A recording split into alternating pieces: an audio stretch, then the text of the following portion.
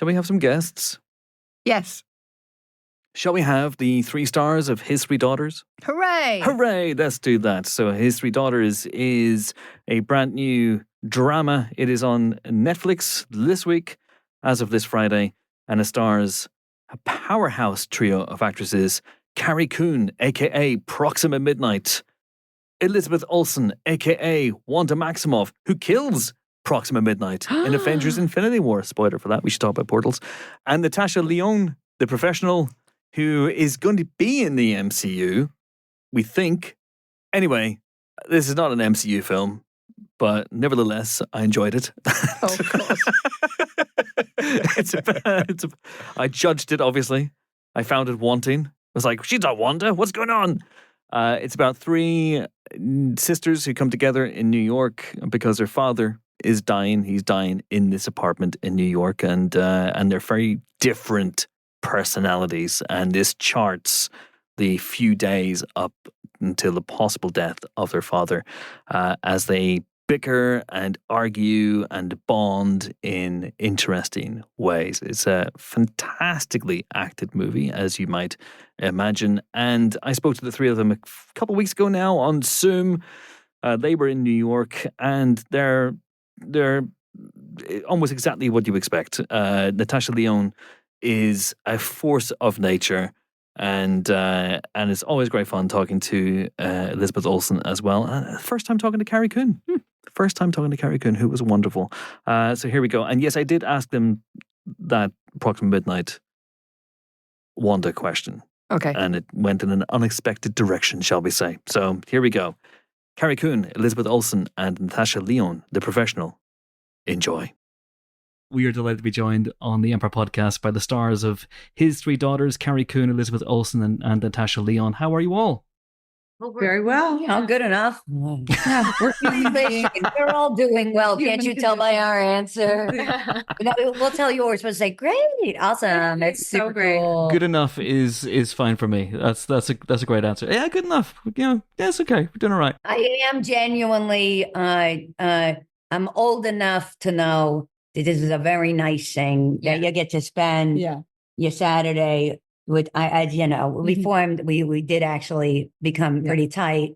Life is a crazy doozy, and it's nice that people are really responding to the film. So that much we know is true. That's not lost. Absolutely. And it must be strange, I guess, for the 3 of you to be together and not in that apartment where you shot the film for, I don't know how many weeks you were in that apartment.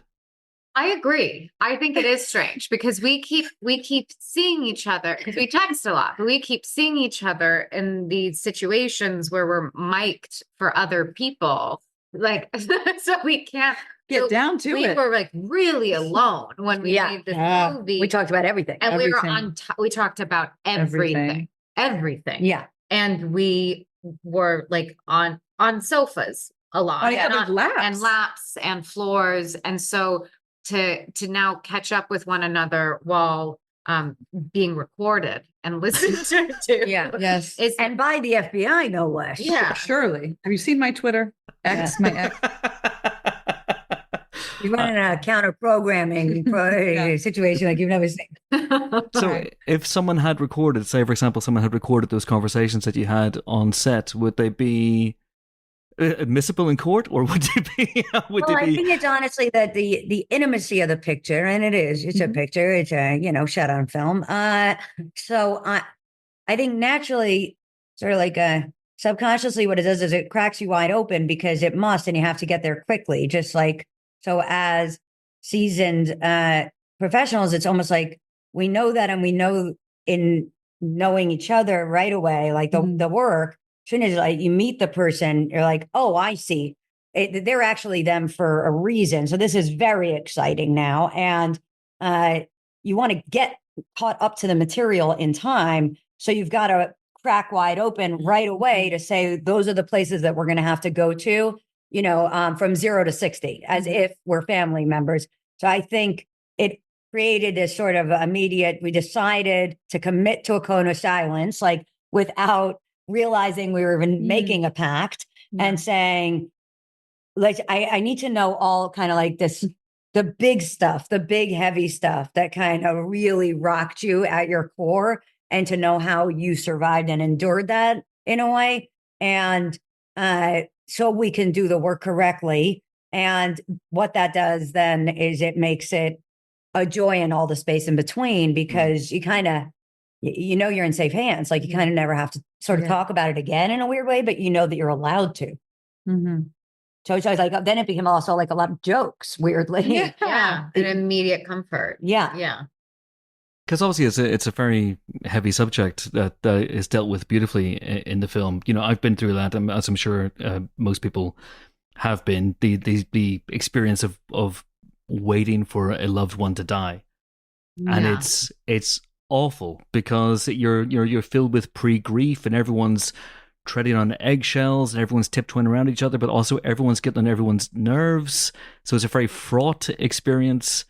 What was it like navigating that as actors for this? Well, it's on the page. You know, the best art, the best scripts, it's already on the page. Everything you need is there. If you get time to rehearse and you get time to talk and have intimacy, that's all great. But the best written stuff, it's all there for you, and everything you need is there. So I guess for me, I haven't gone through the death of my parents. I lost a beloved grandmother, and there was a lot of waiting for that. Waiting for years. She kept getting kicked out of hospice. They called her the frequent flyer because she kept recovering just enough to get thrown out. Yeah.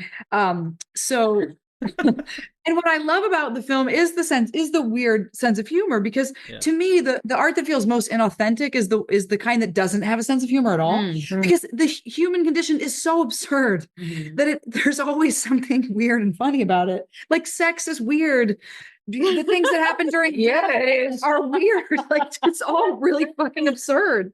So, like, I feel like Oz's sensibility really does capture that, and that to me feels like the most truthful art. So that all really resonated for me. I forget the question. Ozzy also talked a lot about what time feels like during these moments, not really knowing if it's morning, day, or night, because some people are staying up all through the night watching, and others are, and everyone's taking whatever sleep they can when they can, that time. And that's why he wanted the sound of the machines constantly. Like, time is just kind of in this, like, its own space.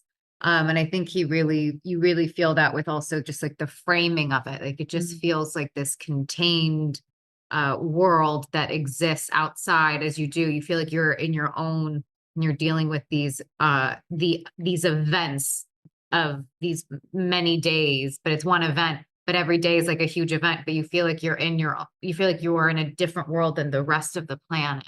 And I think he wanted to really have that sense that that we were all just operating from a different, like, sense of time and space.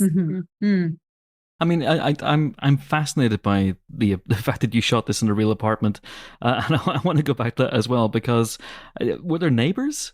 Were there people next door listening to you? Coming and going. Constantly. Not always pleased. Yeah. We were shooting late some nights. Yeah. Mostly because if we won Queen Bee in the New York Times, whatever, so then we would get very excited and noisy. Noisy. They didn't like that. But they had papered the apartment like old school, like sent out little flyers to let them know we were there. It was all very quite sweet. Yeah, our production offices were in the basement where where the laundry unit was. And so they welcomed us, but there were rules, and we tried to follow them as best we could. And it's not like you could take out a wall. The shooting constraints were challenging, and there were many nights that Ozza and Sam Levy would spend trying to figure out what the next shot would be, and that would actually take up a lot of time sometimes because it was so hard to figure out how they wanted to reveal the apartment and what angle would work. And the claustrophobia. I wonder if, in some level, that's why it feels sort of special to people. Is it's been so long since we've just done that really simple thing of like, actually shooting something on film, meaning that we don't just run on as long as we can because we can, and we're not going to fix it later because there is no fixing. And so you got to come correct. You got to sort of know your lines, and you're sort of in a real location. And I wonder if it's actually like people having a human relationship about something that we all deal with. I wonder if that's that's enough. Yeah. I mean, everybody has gotten so hooked on the idea of doing the most, myself included. It's Yeah, how to keep the attention. Yeah. Something with the edit or the Yeah, rhythm or right. something, but the rhythm was in the language, was in the relationships, Mhm. and the confidence of just the stillness of how he opens the film is not a lot. I mean, there are filmmakers that I think still, obviously, like I think Mike Mills is an example of someone who does that well today, but it is almost this moment of another time where you just really have the patience to sit and listen. And Oz's restraint ends up feeling like punk rock. Yeah, like, I wasn't so scared to do it. Do you know what I mean? It's like, as a filmmaker, you know, sometimes it's really scary. The idea of like just trusting that like people will lean in. Yeah. Like, you know, they tell you that and these kind of things. There you are. Somebody like me discovers them because I'm always so ashamed I'm not a wallflower. It's my one wish. I didn't pan out, but you know, it's like, oh, if you don't talk, you know, people lean in to listen. Yeah. And it's a real example of that. Yeah. Like that you think you've got to be like, you know, rocket ships all the time. And it's true what you're saying, that it's kind of like such a punk act to just say, hey, we're right here. So why don't you kind of pay attention to what we're doing? And to shoot something only one size. So there's truly no edit that you can rely on. Yeah. Terrifying. Like the opening, to think about just like the one you talk for a page and a half. Terrifying. And I was And the there's first person that had to talk. One Oh, side, God, yeah, Carrie. one side. Balls of steel. Awful. And he wasn't sure if he was ever going to cut away from you ever. Yeah. And it's kind of terrifying. And I was like, oh, you'll cut away. I don't remember what he ended up doing, to be honest. He does cut away. He does. cuts He away does. to He Natasha. does, Yeah. yeah. He cuts Yeah, away yeah, to you listening. Yeah. right. And that was day does. one. Am I right in thinking? Yeah, we shot as much in order as we could.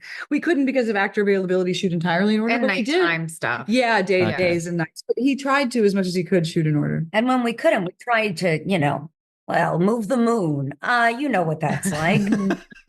You could do that Fit these in days. well. Oh, Natasha, my favorite moment's actually Natasha trying to control the noise of New York City. Yeah, yelling out the window. It was like a Friday night, and Natasha was like, What's going up here? Yeah. I was like, oh, these people, no problem. Let me lift it up. Hey, you think you're the only New Yorkers in town? You don't know. We're trying to do important stuff too. What are you doing? Whooping in the street? Are you tourists? I don't And think Sam Levy ever recovered from They that. quieted it down. He laughed. For he laughed. For Yeah, the Sam rest laughed a while. every time it came. Yeah, then we made a comedy special together. Yeah. love that. So let me get this right. Your solution to the noise, Natasha, was to create more noise? Well, you know, I think that it's probably confusing because I hear your accent, and here in the Big Apple, well, we've got sort of our own rules of play. So it actually was a gesture of kindness and sort of a way of saying, hi, you know, sort of New Yorker to New Yorker, we've got a situation on our hands.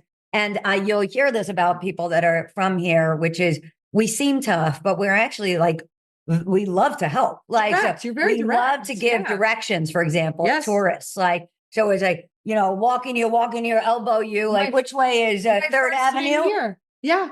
I was I'm carrying so him sorry. back. Let me tell you. He's like, hello, ladies. Welcome to New York. And he Yeah. was like, where are you going? You know, it was just like Yeah. so sweet. So it was just really a way of saying, like, hey, guys, I know you're rowdy. So are we. And they were so sweet. They stopped. They were sweet. I love that. I've got to let you guys go in a second, but I have to ask, these conversations that you had on the sofa in that apartment, Elizabeth, did at any point you and Carrie discuss the fact that you have killed Carrie on screen? Never did. No, No. because it was a stunt person when I had to do it. And when I had to do it, I you was in were a alone. conference room alone, talking to absolutely no one. Yeah. So I didn't never even- saw you or I met did. you. Yeah, no. I think the thing that I really wanted to talk to Carrie about was our Sean Durkin experience. Yes. Because The Nest was that performance of hers in that feature film was far greater than any performance I saw that year, and in many years, and likewise, Martha, and Marcy, so and Marlene. and so that to me was like so mind blowing. And I wanted to talk to her about that, and he was so happy that we were working with each other, which was I sweet. adore- He's such a, again, another really singular filmmaker. Yes, Really someone who also has specific. the patience to Yeah. sit. Yeah. a Yeah, long definitely. time. Yeah. Definitely. Amazing. Well, guys, I could talk to you all day about this movie, but I am being wrapped. It's been an absolute pleasure. And best of luck for everything. Thank you. Thank Thank you. Thanks you. for having us. Peace out.